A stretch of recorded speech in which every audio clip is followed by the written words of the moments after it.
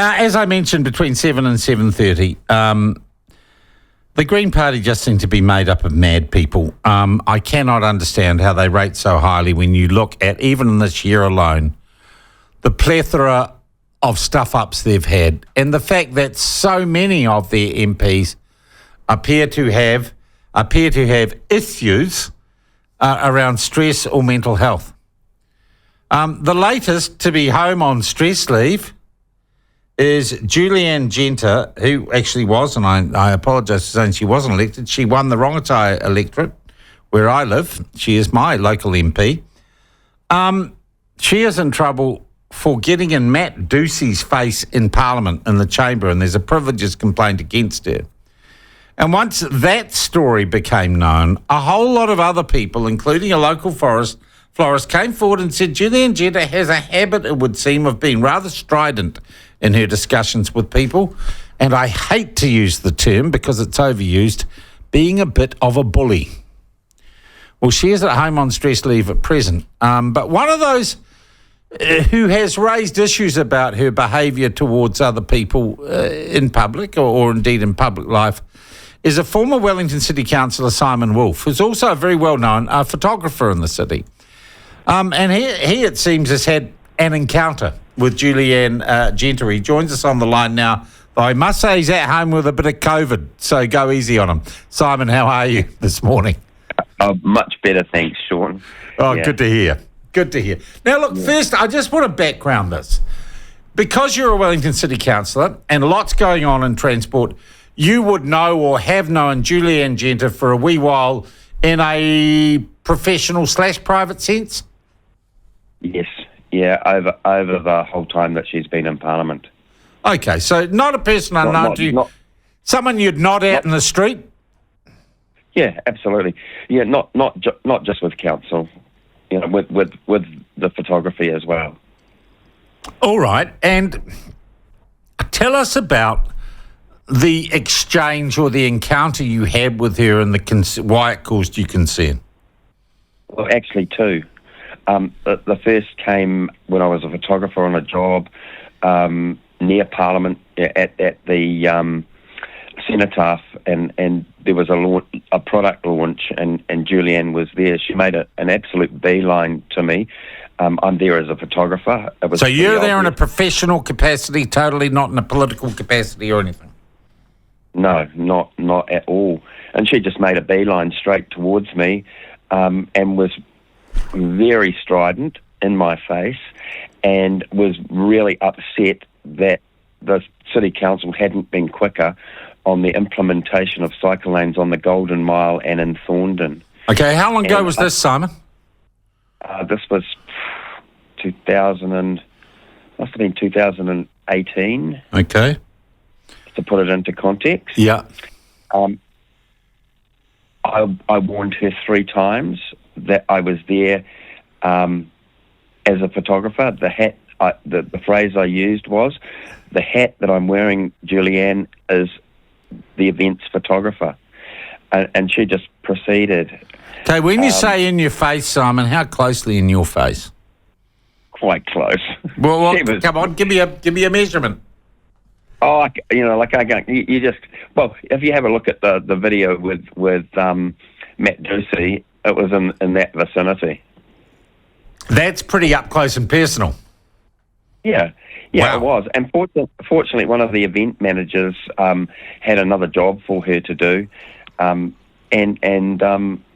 went our separate ways. We'd talked in the intervening times.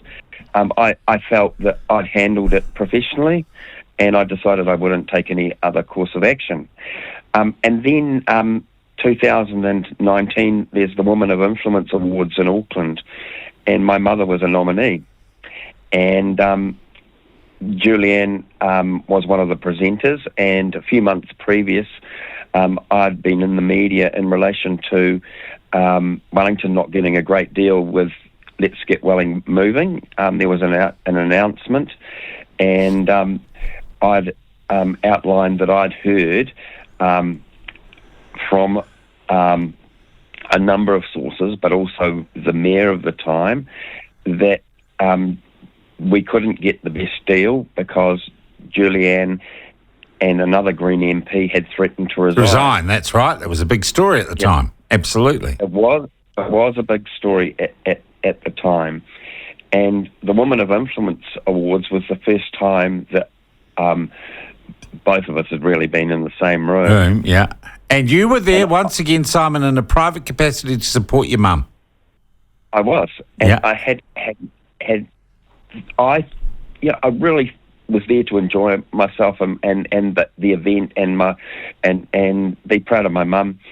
And after, when the awards had finished, I'm talking to a group of people, and in my sight line, I see this finger wagging at me, no more than 5 to 10 metres away, in a very animated fashion. And so I excused myself from the group, and Julie Anne berated me for going into the media in relation to that previous situation. Okay, how up close and personal did she get on that occasion? Similar. Oh, wow. Similar to Freebie. And was that in front of other people? She told you off? There were lots of other people in the room that could have noticed that. But again, I took her to a quieter part of the room, and we talked for a few minutes, and in that, at the end, I said to her, "This is not the right place or time. We just need to agree to disagree and move on." And I moved away. Simon, I've known you a while. You're not an unreasonable man. You're certainly not an aggressive fella. No, I don't think that. I put my reputation on the line in relation to how I deal with people. You wouldn't have been lasting in our profession as a photographer if you handled yourself. Yeah, you've got to walk in a lot of worlds when you're snapping pictures with a camera. Yeah. How would you describe, Julie Anne? So what you're telling me is this goes back a few years. This isn't a recent occurrence. I guess in terms of how uncomfortable, where do you put this on a scale of 1 to 10? Would you brand Julie Anne Genter, from your personal experience, a difficult person or an aggressive person? Or do you know other people who behave like this? No, I wouldn't seek her out.